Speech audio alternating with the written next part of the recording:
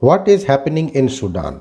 Although the military's role is supposed to be largely honorary, civilians have repeatedly complained of military overreach in foreign policy and peace negotiations.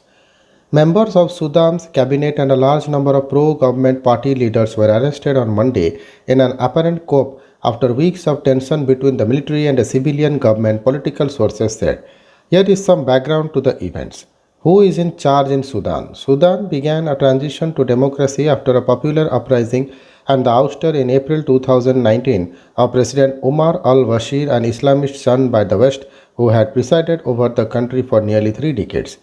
Under an August 2019 agreement, the military is sharing power with officials appointed by civilian political groups in a ruling body known as the Sovereign Council, meant to lead the country to election by the end of 2023. Have there been any tensions before? Although the military's role is supposed to be largely honorary, civilians have repeatedly complained of military overreach in foreign policy and peace negotiations. The military has accused civilian parties of mismanagement and monopolizing power. A coalition of rebel groups and political parties have aligned themselves with the armed forces and have sought to dissolve the civilian cabinet. Authorities said in September they had foiled an attempted coup accusing plotters loyal to Bashir. What are the disagreements over? One point of tension is the pursuit of justice over allegations of war crimes by the military and allies in the conflict of Darfur from 2003. The International Criminal Court is seeking trials for Bashir and the Sudanese suspects. The cabinet has signed off on handling over suspects, but the Sovereign Council has not.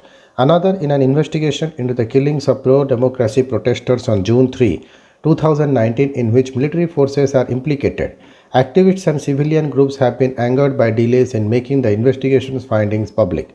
Civilians have also pushed for oversight and restructuring of the military, particularly through the integration of the powerful paramilitary rapid force support forces, which military leaders have registered. What about the economy? A worsening economic crisis that sent the currency plunging and created frequent shortages of bread and fuel was the trigger of Bashir's downfall. The transitional government has implemented harsh rapid reforms monitored by the International Monetary Fund in a successful bid for debt relief and to attract foreign financing. In the wake of reforms, inflation rose to historic highs of more than 400%, and many Sudanese complain of struggling to get by. There have been occasional protests over economic conditions.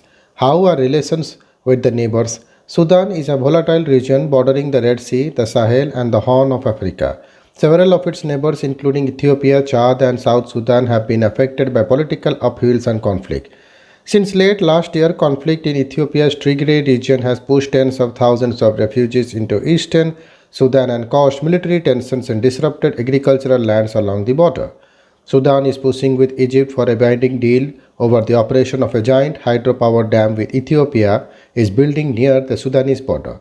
Talks have been stalled, but Ethiopia has started filling the reservoir behind the dam, which Sudan says could put its citizen dams and water facilities at risk.